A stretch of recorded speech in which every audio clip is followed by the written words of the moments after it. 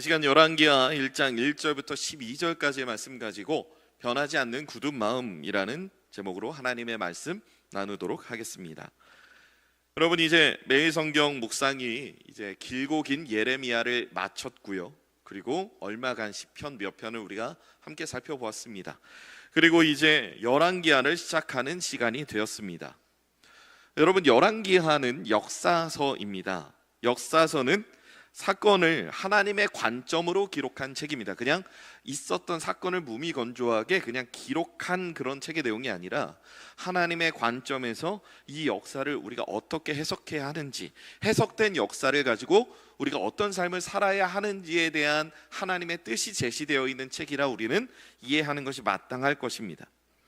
여러분, 일반적으로 사건의 기록은 그 사건이 벌어진 뒤에 쓸 수 있습니다.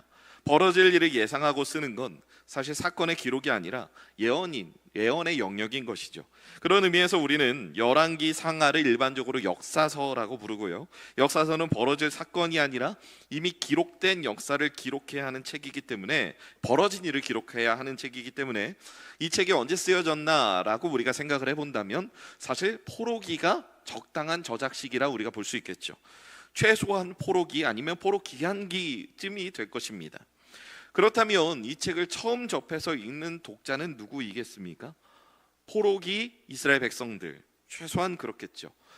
그렇다면 하나님이 이 열왕기 상하, 특별히 그 중에서 열왕기하를 이스라엘 백성들의 손에 쥐어주신, 그리고 오늘날을 살아가는 그리스도인들인 우리에게 읽게 하신, 그리고 보게 하신 하나님의 뜻이 있을 거라 저는 생각합니다. 우리는 그냥 무미건조하게 기록되어 있는 이 역사의 사실을 하나하나 파악하는 것이 아니라 이 속에 숨겨져 있는 하나님의 뜻이 무엇인가를 하나하나 생각하면서 이 열왕기하를 읽어 나가야 한다는 것이죠. 오늘 우리가 살펴볼 열왕기하의 1장 말씀을 보면 열왕기하에서 전제되어 있는 이 역사의 시작이 꽤나 암울하다는 사실을 우리가 발견할 수 있습니다. 바로 본문 1절에 전제되어 있는 두 가지 상황 때문인데요, 우리가 1절 말씀 다 같이 합독하겠습니다. 아합이 죽은 후에 모압이 이스라엘을 배반하였더라. 본문 1절에서 언급된 두 가지 상황이 여러분 무엇입니까? 첫째는 아합이 죽은 후에, 그리고 모압이 이스라엘을 배반한 이 사건 두 개를 오늘 본문은 우리에게 언급하고 있습니다. 먼저 아합의 죽음은 사실 이때 당시에 꽤나 큰 의미를 지니고 있었습니다.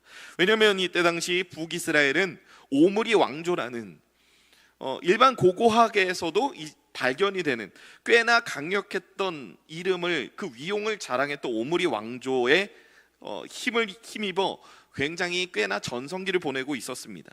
아합의 아버지였던 오므리가 나라의 수도를 사마리아로 정하고 다른 나라들에게 사마리아라는 이름으로 불리기 시작한 때가 바로 이 오므리 시대였기 때문입니다. 당시 강력한 군사력을 바탕으로 기본적으로는 이 모압 같은 나라를 속국으로 삼아두고, 그리고 이곳저곳으로 이제 세력을 뻗어나가는 중이었습니다. 그 일을 위해서 여러분들이 아주 잘 아는 한 사람을 이제 오므리는 자신의 아들과 결혼시킵니다. 바로 두로 왕의 딸이었던 이세벨을 데리고 오는 것이죠. 그리고 이세벨과 함께 이세벨이 섬기던 여러 신들을 함께 수입하게 됩니다. 오므리는 별로 그것이 상관없었습니다. 자신이 생각하는 정의, 바로 힘이 곧 정의라는 그 명제를 가지고 어떻게 하면 이 나라를 더 강하게 만들 수 있을까, 어떻게 하면 내가 가지고 있는 이 왕권을 더 강하게 만들 수 있을까를 고민하며 살았던, 나름 치열하게 살았던 인생이었기 때문입니다. 그래서인지 이 고고학적인 자료를 보면 이 오므리라는 사람에게 대해서 꽤나 유능한 사람, 꽤나 강력한 힘과 군사력을 가진 사람으로 묘사하고 있다는 기록을 여기저기서 찾아볼 수 있습니다. 사실 고고학적으로 다윗 왕조의 이름을 찾기는 힘들지만 이 오므리라는 사람은 그래도 다른 나라의 기록들에서 많이 찾아볼 수 있었다라고 그렇게 역사적인 사실이 우리에게 말하고 있습니다. 그만큼 오므리는 꽤나 강력한 군사력을 지닌 그런 사람이었다는 거죠. 그리고 자신이 이렇게 이루게 된 강력한 이 힘이 계속해서 이어지기를 바랬습니다. 그래서 자신의 아들인 아합이 이세벨과 결혼해서 두로라는 나라와 함께 협력해 다른 나라들에게 영향을 끼치는 굉장히 강한 나라로 발돋움하기를 바랬던 것이죠. 그렇게 오므리가 만들어 오는 판 위에서 강한 왕으로서 군림하고 있던 아합이었는데, 여러분, 이 아합이 죽어버린 겁니다. 제대로 후계자 양성을 하지 못한 채로 이제 수명이 다해서 죽은 것이 아니라 전투 중에 죽었기 때문에 아합의 죽음은 다소 좀 갑작스러운 죽음일 수밖에 없었습니다. 이런 갑작스러운 죽음을 맞게 되면 나라는 꽤나 오랜 시간 동안 혼란을 맞이할 수 있습니다. 그 혼란의 증거가 무엇이냐? 바로 아합의 죽음 이후에 곧바로 이어지는 모압의 배반입니다. 모압은 당시 이 북이스라엘 사마리아 왕조에게 조공을 바치고 있던 나라였는데, 이 조공을 끊어버리고 북이스라엘과의 모든 관계를 다 단절해버린 겁니다. 모압의 시선에선 이 아하시아가 꽤나 만만한 왕이라고 그렇게 여겨졌던 것이죠. 그도 그럴 것이, 이 아하시아의 이 상태를 보면요, 오므리 왕조의 힘이 아합 왕이 죽어서 약화가 되었는데, 그리고 모압이 배신까지 했는데, 그럼 아시아에게 주어진 명제는 그것입니다. 아합 왕이 죽은 이 사실, 그래서 북이스라엘이 혼란스러운 이 상황을 나름 자신이 갖고 있는 정치력으로 정리하고, 그리고 모압이 자신을 배반했으니 그에 맞는 응징을 해야 합니다. 군사를 끌고 모압 땅으로 가야 합당한 것이죠. 그래야 백성들의 지지를 받는 유능한 왕이 될 수 있는 것이죠. 그런데 아하시아는 그럴 수 없었습니다. 왜냐? 바로 오늘 본문 2절에 아하시아의 상태에 대해서 오늘 열왕기하는 이렇게 말하고 있기 때문입니다. 우리 2절 말씀 다 같이 합독하겠습니다. 아하시아가 사마리아에 있는 그의 다락 난간에서 떨어져 병들매 사자를 보내며 그들에게 이르되 가서 에그롤의 신 바알세붑에게 이 병이 낫겠나 물어보라 하니라. 여러분, 지금 아하시아의 상태가 어떻습니까?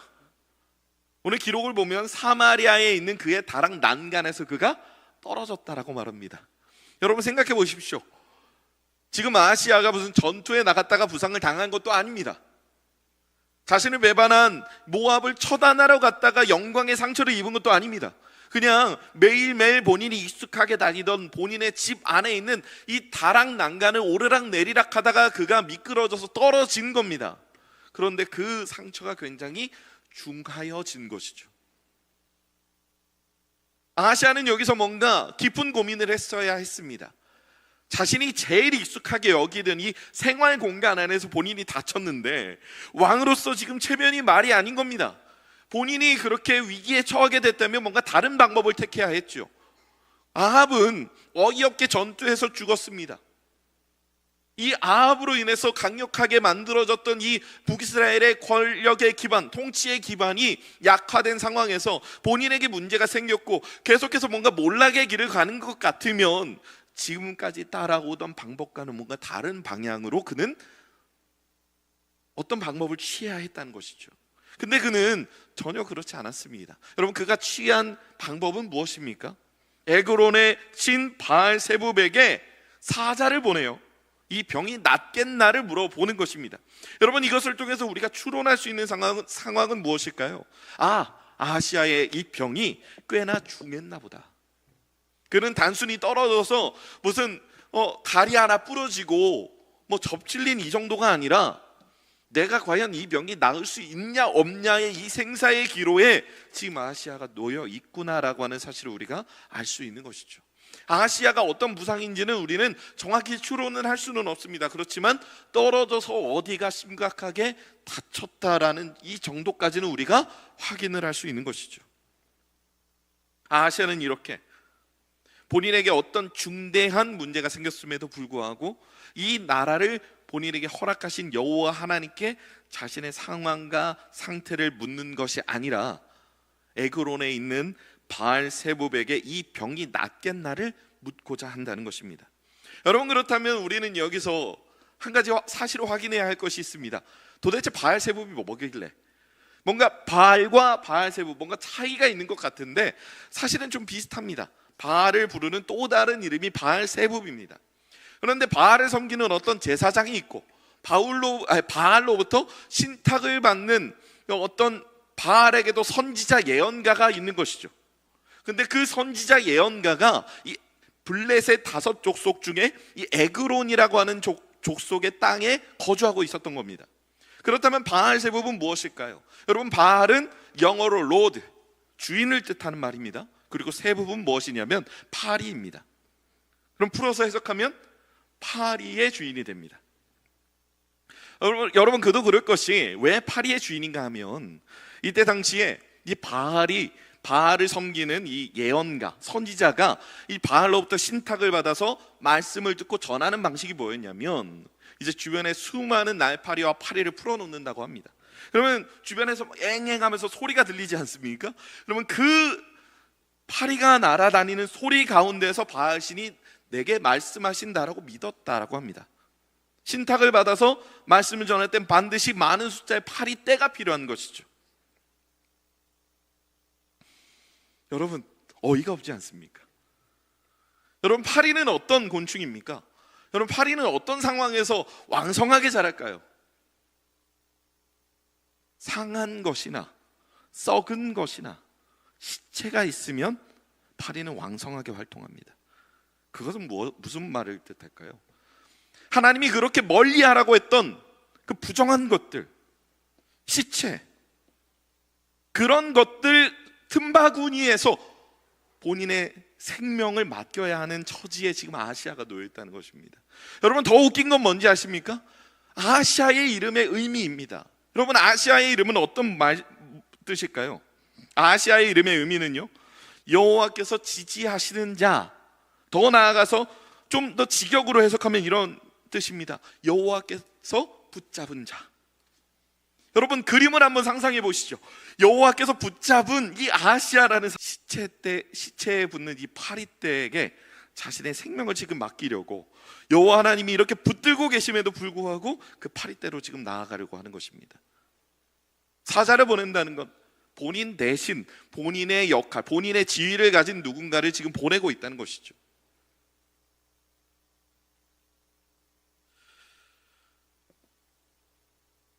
그리고 그 일을 위해서 지금 아시아가 보내는 사람들은 하나님의 백성인 이스라엘 백성들인 것입니다.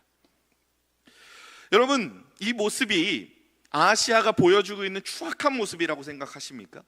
이 모습이 단지 아시아가 우리의 손가락질을 받을 만한, 어떻게 보면 우리는 넘어지지 않아도 될 만한 그런 문제 가운데 지금 아시아가 놓여 있다고 생각하십니까?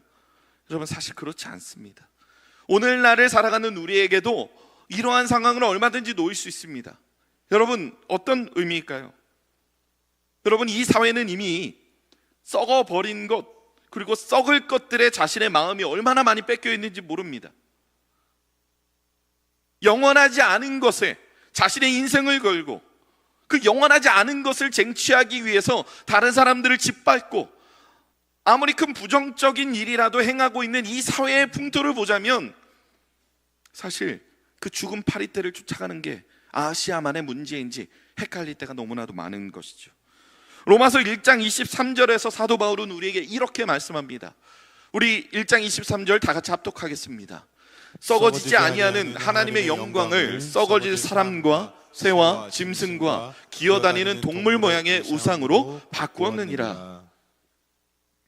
여러분, 우리는 썩어지지 아니할 하나님의 영광을 소유했음에도 불구하고 그 영광을 쫓아서 살아가는 삶이 아니라 썩어질 어떤 것에 우리의 마음이 온전히 빼앗겨서 그 우상에게 우리의 인생을 맡기고 있다는 것이죠. 여러분, 요즘 계속해서 청문회가 이어지고 있죠. 이 나라를 위해서 일할 일꾼들을 뽑고 있습니다. 근데 단순히 이번 정권만을 두고 이야기하는 건 아닙니다. 모든 정권이 다 그랬습니다. 청문회만 하면 단골 주제로 나오는 것들이 있죠. 기본적으로 위장 전입은 기본입니다. 어떤 사람은 이제 부동산 다운 계약서라 그러죠. 일부러 매매가를 작게 해서 이제 세금을 덜 내고, 그런 편법과 불법에 자신의 모든 힘을 기울이고, 그리고 그 사람이 받은 연봉과 이런 거를 다 계산하고 그 사람이 쓴 돈을 뺐을 때 그 사람이 모을 수 있는 돈이 한계가 있는데 갑자기 몇 년 만에 막 5억 뭐 이렇게 재산이 늘었다는 걸 보면 그 사람이 갖고 있는 부동산도 그만큼 오르지 않았는데 과연 이 사람이 어느 경로로 인해서 어떻게 재산을 형성했는지, 그런 모습들을 보면 이 사회에 청렴한 공직자는 없구나라고 하는 사실이 너무나도 쉽게 눈에 들어오죠. 그러면서 느껴지는 게 있습니다. 요즘 부자들은 다 이러나? 권력 가진 사람들은 다 이러나? 근데 그 청문회장에 앉아있는 사람들이 하나같이 똑같이 하는 말이 있습니다. 무슨 말인지 아십니까? 이건 당시 관례입니다. 여러분, 이거 쉽게 풀어서 설명하는 무슨 뜻일까요? 남들도 다 그랬는데 왜 나한테만 뭐라고 하십니까? 입니다.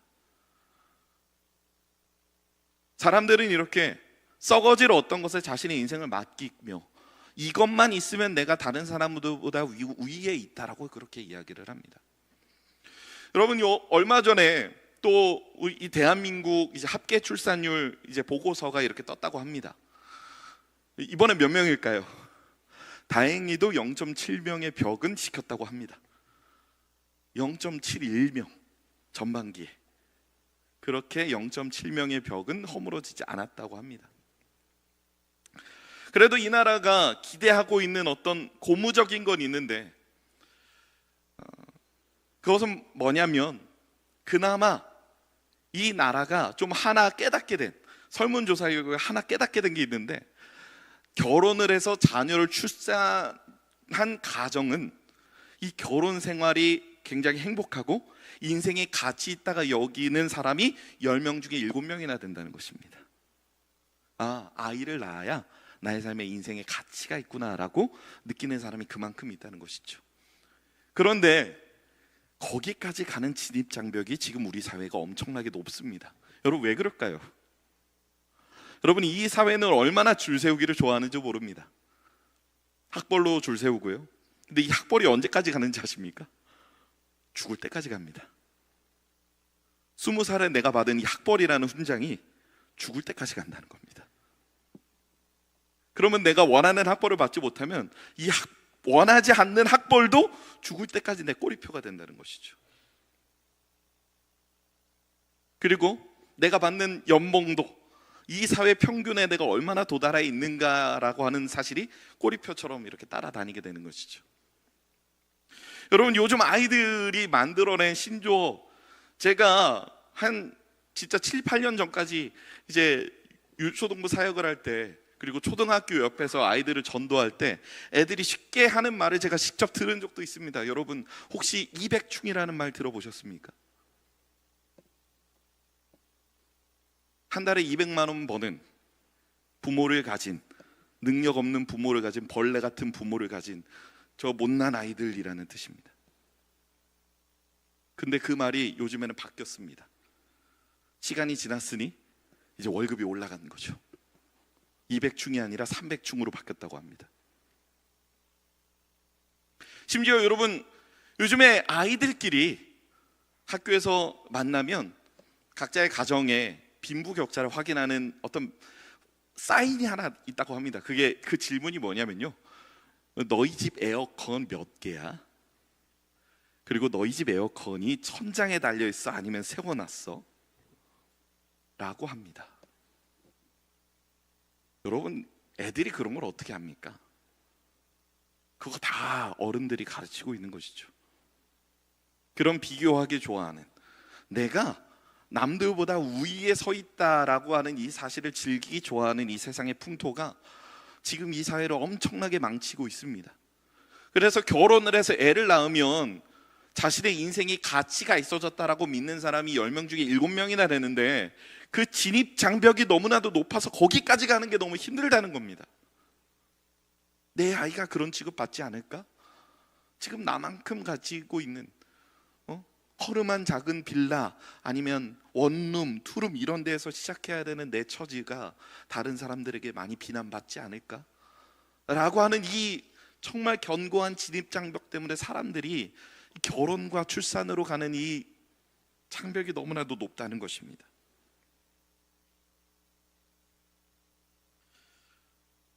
여러분, 이게 단순히 세상만의 이야기일까요? 많은 사람들은 지금도 많은 것들에 차등을 두고 내가 어떻게 하면 성공할 수 있을까, 내가 어떻게 하면 더 잘 될 수 있을까를 소망하며 살아갑니다. 그것이 우리의 많은 기도의 영역 가운데도 오늘날 많이 나타나고 있는 것이죠. 한동안 우리나라 전 세계를 강타했던 긍정의 힘이라는 책을 보면 어떻게 하면 내가 잘 먹고 잘 살 수 있을까?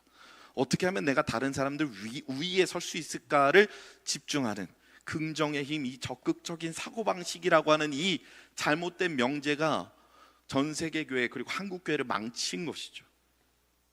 부동산이든 주식이든 돈이든 자동차든 우리는 시간이 지나면 다 망가지고 썩어질 것들에 의지함으로 더러운 파리떼 속에서 세상의 소리를 듣고 썩어질 것들로 자신의 마음의 중심을 채우고 있는 사람들이 너무나도 많은 이 사회를 지금 우리는 살아가고 있는 것입니다. 영향을 받지 않으려고 안간힘을 쓰면서 살아가도 어느새 그 줄 세우기에 나의 마음이 현혹되어서, 그렇다면 내 순위는 몇 등일까를 계산하며 살아가는 우리의 삶을 지금 우리는 살아가고 있다는 것이죠. 여러분, 그게 바로 제가 오늘 설교의 제목에서 정한 변하지 않는 굳은 마음이라는 것입니다. 열왕기하 1장에서만 그 모습이 있는 줄 알았는데 오늘날까지 그 모습이 계속해서 이어지고 있다는 건 무엇을 말할까요? 여러분, 인간의 죄악된 본성이 줄 세우기를 얼마나 좋아하고 얼마나 다른 사람들 위에 서 있다는 것에 우리의 마음의 안정감을 두기를 원하는지를 우리에게 보여주고 있는 아주 단적인 예라고 할 수 있는 것이죠. 그 누구도 예수님이 보여주신 삶과 같이 하나님 앞에서 세상을 향해서 내가 먼저 헌신하고 내가 먼저 포기할 것, 내가 먼저 희생할 것이 무엇인지를 구하고 찾는 기도를 드리는 사람들이 요즘에 너무나도 적은 것 같습니다. 없다고 말씀드리는 거 아니에요. 있어요. 지금도 보석 같은 성도님들, 보석 같은 그리스도인들이 곳곳에 있습니다. 그런데 점점 적어지고 있는 게 사실인 것 같아요. 바로 상하고 썩은 것들 속에서 이 썩은 내가 진동하는 파리떼에 나의 삶을 맡기고 있는 모습이 오늘날 이 사회 가운데 만연하게 벌어지고 있는 현실이라는 것이죠. 이용규 선교사님이 한 설교 가운데 이런 말씀을 하셨다고 합니다. 모든 광고들은 내가 특정한 무엇을 가지고 있으면 당신이 존중받을 것이라는 메시지를 주면 당신을 자극합니다. 많은 사람들이 그래서 자기 자신을 내가 이것을 가지기 위해서 이것을 가져서 나를 가치 있는 사람으로 나를 만들어 달라고 하나님께 기도하면서 마치 이것이 기도라는 색을 입히니까 뭔가 신령한 것인 것처럼 그렇게 아름답게 색칠하면서 살아가고 있습니다. 그 안에는 썩어서 썩은 내가 진동하는데 그 겉에 아름답게 색칠했다고 해서 나의 모든 구하는 것과 기도가 다 정당하다고 여기는 것입니다. 여러분, 제가 예전에 대학 시절에 선교단체를 할 때 오늘 설교를 준비하다가 어떤 간사님이 이제 저에게 말씀하신 그 내용이 좀 생각이 났습니다. 자신이 가르치던 어떤 학생의 이야기를 해주셨는데요, 그 학생은 열심히 공부하는 굉장히 성실한 청년이었다고 합니다. 그래서 자신의 앞날을 열심히 준비해 오던 학생이었고 자신의 노력한 만큼 자신의 앞길이 열릴 것이라 여겼습니다. 그런데 이제 그 많은 그리스도인들이 그랬듯 습관을 따라 그렇게 열심히 교회를 다니다가 예수 그리스도께서 나를 위하여 죽으셨다고 하는 사실이 그냥 문자적으로 여겨오던 그 삶에서 이제는 온전히 그 사실이 자신의 삶을 바꿔버린 놀라운 경험을 하게 된 겁니다. 그래서 앞만 보고 달려가던 그 청년의 앞길에 이제 뭔가 하나님의 뜻을, 하나님의 나라를 위해 살아갈 이 원동력이 뭔가 필요해진 겁니다. 그 청년은 열심히 구하며 기도하기 시작했습니다. 어느 날, 그날도 똑같이 이제 새벽에 하나님, 저는 하나님 나라를 위해서, 하나님의 뜻을 위해서 무엇을 해야 될까요? 라고 그렇게 열심히 구하던 중에 새벽에 교회를 나서는 그 길에 그 청년이 조금 색다른, 이전에는 전혀 보지 못했던 한 가지 장면에 자신의 마음이 꽂히는 경험을 했다고 합니다. 그게 뭐냐면요, 새벽에 나와서 열심히 길을 청소하고 있는 환경미화원을 보게 된 겁니다. 이상하게 그 모습을 보면서 자신의 마음이 뜨거워지는 걸 느꼈답니다. 그리고 더러웠던 거리가 아름답게 청소되는 걸 보면서 그 청년은 무릎을 치면서 그래 이거다라는 그런 외침을 했다고 합니다. 그날로부터 그 청년은 열심히 공부했습니다. 환경미화원이 되기 위해서요. 그리고 결국 환경미화원에 여러 번 도전 끝에 합격을 했고 너무나도 행복하게 그 일을 감당하고 있다고 합니다. 그 청년은 본인이 그 거리를, 자신에게 맡겨진 거리를 청소할 때마다 하나님이 내게 주신 이 아름다운 땅, 이 나라를 나의 힘으로 아름답게 이 더러운 것들을 청소해 나간다는 이 소명 가운데 살아가고 있다고 합니다. 여러분, 무엇을 말하고자 하는 것일까요? 제가 하나님의 나라를 위하여서 하나님이 여러분들에게 주신 꿈과 소망을 가지고 살아가시기 바랍니다. 이 세상에 정해놓은 순위에 따라서 내가 남들에게 무시받지 않을 한 전체 100등까지가 있다면 50등 안에 드는 어떤 것에 여러분의 마음이 빼앗겨서 그래 이 정도면 내가 무시 안 당하지, 내가 그래도 중간 정도 속해 있으니까 이제 무시 안 당하지라고 여러분의 삶을 그렇게 남들의 기준에 맞춰서 살아가지 마시기 바랍니다. 하나님은 여러분들에게 어떤 목적이 있어서 이 땅을 살아가게 하시는 분이고 여러분들이 그 목적에 따라 하나님은 이 세상을 살아가기를 원하시는 분입니다. 썩어질 것을 바라보며 그 썩어질 것을 소유하기 위해서 이것이 있으면 나의 삶이 가치 있어지고 다른 사람들이 나 무시 못하니까 이것을 구하는 것이 마치 무슨 굉장히 종교적인 양, 우리는 그렇게 살아가는 존재가 아니라 하나님의 나라를 위하여 내가 무엇을 할까를 구하며 살아가야 하는 존재라는 것이죠. 너희는 먼저 그의 나라와 그의 의를 구하라 라고 말씀하셨던 그게 예수 그리스도의 명령이 실제가 되려면 우리의 삶에서 내가 하나님의 나라를 위해 무엇을 해야 하는 사람인지를 우리는 그 안에서 해답을 내려야 마땅하다는 것입니다. 성도 여러분, 사람들은 하나님을 배반하고 그 길에서 멀어질지라도 그렇지만 하나님은 그의 백성 이스라엘이 하나님의 길을 순종하지 않는 모습으로 내버려 두지 않기를 원하셨습니다. 오늘 보면 3절을 보면 바로 하나님께서 여호와의 사자를 보내셔서 엘리야에게 이런 말씀을 하고 계시기 때문입니다. 우리 3절 말씀 다 같이 합독하겠습니다.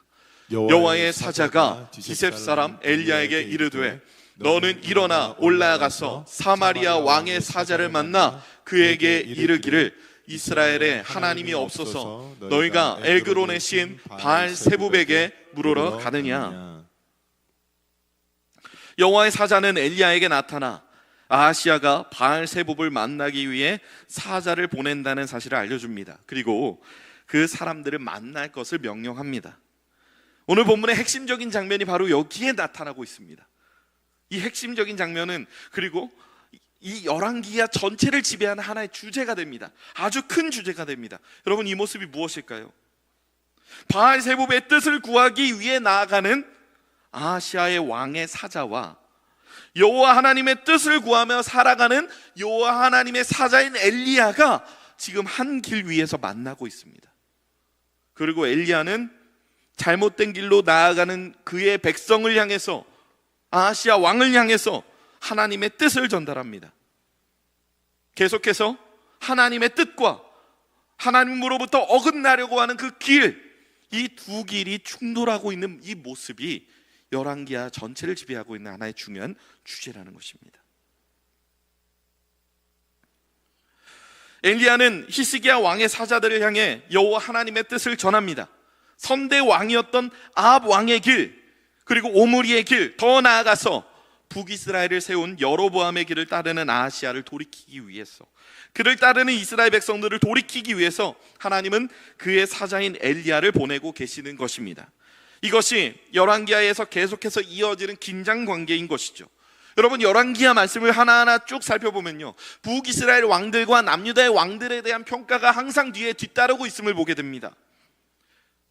그가 북이스라엘은 남유다든 그의 왕들에 대한 평가가 이어지고 있는데, 악한 왕이면 그가 여호와 하나님 보시기에 악행을 저질렀다라고 하는 평가를 내리고 있고요, 그리고 아니면 다윗의 길을 따라 순종했다라고 말하고 있습니다. 악행을 저질렀든 순종을 했든, 여러분, 이 두 문장에 언제나 붙는 동사는 길을 가다, 길을 걷다라고 하는 동사입니다. 여러분, 이게 무슨 말일까요? 지금 엘리야의 이 길과 아하시아 왕이 보낸 이 사자의 길이 겹쳐 있습니다. 그리고 이 두 길이 충돌합니다. 아하시아 왕의 사자는 이제 선택의 기로에 놓여 있고, 이 이야기를 들은 아하시아에게도 선택의 길이 놓여 있습니다. 물론 여러분, 엘리야는 아하시아 왕이 보낸 사자들을 향해서 아하시아 왕이 그 침상에서 못 일어나서 죽을 거라고 말씀하십니다. 그런데 여러분, 그의 그 죽음은 하나님이 무조건 죽이시겠다는 확정적인 죽음이 아닙니다. 우리는 그 증거를 그 앞에 있는 열왕기상 말씀을 통해서 확인할 수 있습니다. 열왕기상에서 후반부에 어떤 일이 있냐면요, 여러분, 아합은 나봇의 포도원을 탐내서 그 포도원을 갖기 위해서 노력합니다. 그래서 결국 나봇이 여호와 하나님을 모독하고 왕을 모독했다는 죄목을 물어서 나봇을 죽여버리고 그 포도원을 빼앗게 된 것이죠. 그게 이세벨 왕비의 계략이었습니다. 엘리야는 그 일을 굉장히 괘씸하게 여겨 하나님의 말씀을 받고 그가 하나님의 심판을 받을 것이라 그렇게 명령합니다. 그런데 그 이야기를 들은 아합 왕의 마음이 약해진 겁니다. 그래서 그 마음이 약하여져서 하나님께 회개하는 척이라도 한다고 말씀은 말하고 있습니다. 그런데 거기에 대한 하나님의 반응이 어떤지 아십니까? 네가 나에게 마음을 겸비하고 나아왔으니 내가 너 때에는 그 심판을 행하지 않을게. 네가 나에게 마음을 겸비하고 나아왔으니 지금 너 때에는 내가 그 심판을 행하지 않을 거야. 지금 아하시아에게 원하시는 것이 무엇입니까? 내가 죽을 병에 걸렸으니 하나님, 나 이제 어떻게 하면 됩니까? 자신의 마음을 찢고 자신이 가려고 하던 그 길을 돌이켜 바알세부에게로 나아가려고 하는 그 길을 돌이켜서 하나님의 길로 그의 길을 돌이키기를 원하신 겁니다. 그런데 아하시아는 그 길을 걷기를 계속해서 거부하고 있는 것이죠. 아하시아는 지금 어떤 모습을 보이고 있습니까? 50부장과 그에게 딸린 50명의 군사를 보내서 어떻게든 엘리야를 잡아와서 왕의 권위로 감히 여호와 하나님의 사자를 벌하려고 한 것입니다. 성도 여러분, 이런 아하시아의 이런 우를 우리가 범하지 않기를 원합니다. 우리가 정말 하나님의 사람이 맞다면, 그래서 정말 우리가 여호와 하나님의 길을 걸어가는 것을 즐겨하는 사람들이 맞다면, 여러분, 우리에게 놓여져 있는 매일매일의 긴장관계가 있습니다. 세상은 우리에게 계속해서 여로보암의 길을 강요하고, 우리 안에 계시는 성령님은 계속해서 우리에게 하나님의 길을 걸어갈 것을 계속해서 말씀하십니다. 우리가 잘못된 길을 택할 때마다 우리 안에 계시는 성령 하나님은 말할 수 없는 탄식으로 우리를 위하여 간구하시며 부디 우리가 그 길로부터 돌이켜 하나님의 길로 다시금 나아갈 것을 구하고 계십니다. 성도 여러분, 우리에게는 매일매일 우리가 걸어 나아갈 길에 대한 선택의 기로에 놓여 있습니다. 여러분은 어떤 길로 나아가고 계십니까? 여러분은 이 세상이 우리에게 강요하는 그 줄 세우기의 문화와 이 세상이 우리에게 강요하는 내가 어떤 수준으로 살아가야만 이 세상이 나를 무시하지 않을 것이라고 하는 그 잘못된 메시지 가운데 여러분은 그냥 내버려 두고 계시지는 않습니까? 여러분, 그럼에도 불구하고 여호와 하나님이 나와 함께 하신다면 나의 길은 초라하지 않노라고 우리는 고백할 수 있어야 합니다. 왜냐하면 여러분 안에는 예수 그리스도의 생명이 있고 여러분 안에는 성령 하나님의 그 존재가 정말 하나님을 믿는 우리에게 모두에게 다 있기 때문입니다. 성도 여러분, 썩어질 것을 의지하는 우리에게 여호와의 하나님의 사자인 엘리야가 아하시아의 사자를 찾아갔듯 우리 안에 성령 하나님이 썩어질 것을 향해 나아가는 우리에게 찾아오셔서 언제나 하나님의 뜻을 우리에게 말씀하십니다. 오늘 제가 여러분들에게 드리는 이 말씀도 어쩌면 단순히 저의 생각과 저의 뜻이 아니라 정말 어떻게 하면 그 길 가운데 갈등하며 살아가는 여러분의 삶 가운데 여러분이 잘못된 선택을 하지 않았으면 하신 하나님의 뜻일지도 모르겠습니다. 여러분, 저는 정말 그랬으면 좋겠습니다. 여러분들이 정말 그 뜻으로 하나님의 말씀을 받으셨으면 좋겠습니다. 여러분의 삶 속에 매일매일 놓여져 있는 이 선택의 기로, 열왕기하에 전체적으로 흐르는 이 주제, 이 선택의 싸움이 오늘날 여러분들의 마음에 계속해서 지속되고 있다면 여러분 담대히 하나님의 나라, 하나님의 그 뜻을 위하여 살겠노라고 여러분들이 결단하시며 나아갔으면 좋겠습니다. 우리의 이야기는 열왕기하에서는 실패했던 이 가나안에서 무너진 이들의 삶의 이야기가 아니라 영원히 우리에게 약속하신 하나님의 나라를 향해 가는 길이기 때문입니다. 여러분, 예수를 믿는 사람은, 주 예수를 믿고 그 길을 택하던 사람은 절대로 망하지 않습니다. 오므리 왕조는 꽤나 유명한 왕조, 꽤나 유능한 왕조로 많은 나라들의 그 고고학 자료로 발굴이 되어 소개가 되고 있지만 여러분, 그 시기는 그렇게 오래 가지 못합니다. 부자 3대 가지 못한다고. 오므리 왕조도 이제 3대째가 되니까 뭔가 크게 균열이 가기 시작하고 있습니다. 우리가 아무리 세상의 가치를 따라 열심히 우리의 자녀들에게 우리의 소중한 것을 물려준다 한들 여러분, 그거 오래 가지 않습니다.